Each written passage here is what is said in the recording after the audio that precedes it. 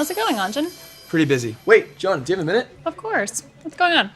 I've been messing with formatting in this spreadsheet for a while. Is there an easier way to do this? I'm Joanna Smith, a developer advocate for G Suite, and with a couple minutes of your time, I can make your day easier, as well as his. Oh, okay, I see. So basically you're doing this formatting, but you have to do it on all the different sheets? Yeah. Okay. Have you heard about the new Google Sheets macro recorder? No. It's this tool that lets you record your actions, and then you just play them back over and over again. Saves you a lot of time. Okay, so if you want to get started, go up to Tools, All right.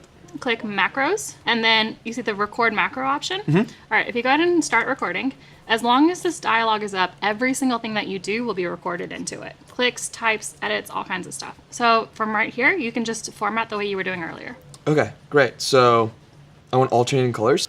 I'm gonna click here. And then choose green. Green's the best color. Awesome. And then done.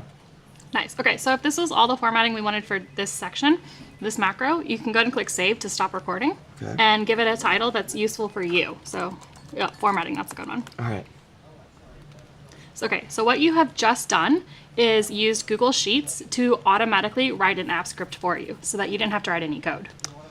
Okay, good. I have never used AppScript. Well, I mean, it's actually really simple to use and it's a great tool, but a great way to get started is you can edit your own macros and then you only have to change a few things instead of starting from scratch.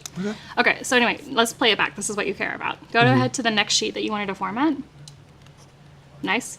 So the macros are in the same spot. So Tools and Macro.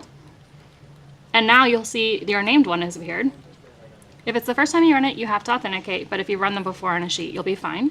And then you can see the whole sheet is now edited. Oh, wow.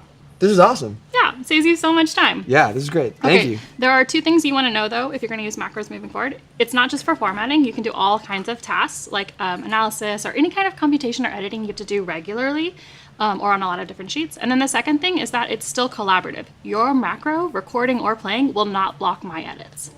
Wow. So when I need to input data during our budget meetings, I can do that. Exactly. That's awesome.